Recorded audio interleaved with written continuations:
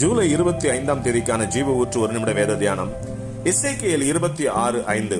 அது வலைகளை விரிக்கிற இடமாக சமுத்திரத்தின் நடுவிலே இருக்கும், அது ஜாதிகளுக்கு கொள்ளையாகும் என்பதே. மேற்கண்ட வசனமானது தீரு தேசத்திற்கு எதிரான தேவனுடைய தீர்க்கதரிசன வார்த்தைகளாகும். இதன் ஆவிக்குரிய சத்தியத்தை தியானிப்போம். இங்கே சமுத்திரம் என்பது உலகத்தை குறிக்கிறது, அதில் உள்ள மீன்கள் என்பது மனித குலத்தை குறிக்கிறது, வலைகள் என்பது இருளின் ஆவிகளுடைய வஞ்சக சூழ்ச்சி வலைக்கு அடையாளமாய் இருக்கிறது. இப்படிப்பட்ட சத்ருவின் வஞ்சக சூழ்ச்சி வலையில் அனுதினமும் சிக்கி ஏராளமானோர் அடிமைகளாகி அதிலிருந்து மீள வழி தெரியாமல் தவித்து வருகின்றனர். மார்க்கு 1:17-18 கர்த்தராகிய இயேசு மீன்பிடிக்கிற முன்குறிக்கப்பட்டவர்களை பார்த்து, என் பின்னே வாருங்கள், உங்களை மனுஷர்களை பிடிக்கிறவர்கள் ஆக்குவேன் என்கிறார்.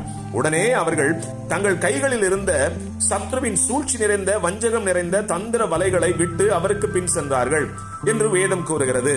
சத்ருவின் இந்த வலைகள் இருக்கிற இடத்தில் மனிதர்கள் கொள்ளை பொருளாய் போவார்கள். அப்படியானால் கர்த்தர் எப்படி மனிதர்களை பிடிக்கிறார் என்ற கேள்வி உண்டாகலாம்.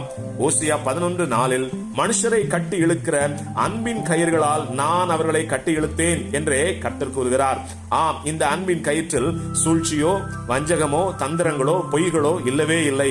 மாயமில்லாத அன்பு மாத்திரமே நிறைந்துள்ளது. ஏனெனில் தேவன் அன்பாகவே இருக்கிறார். ஆமேன். அல்லேலூயா.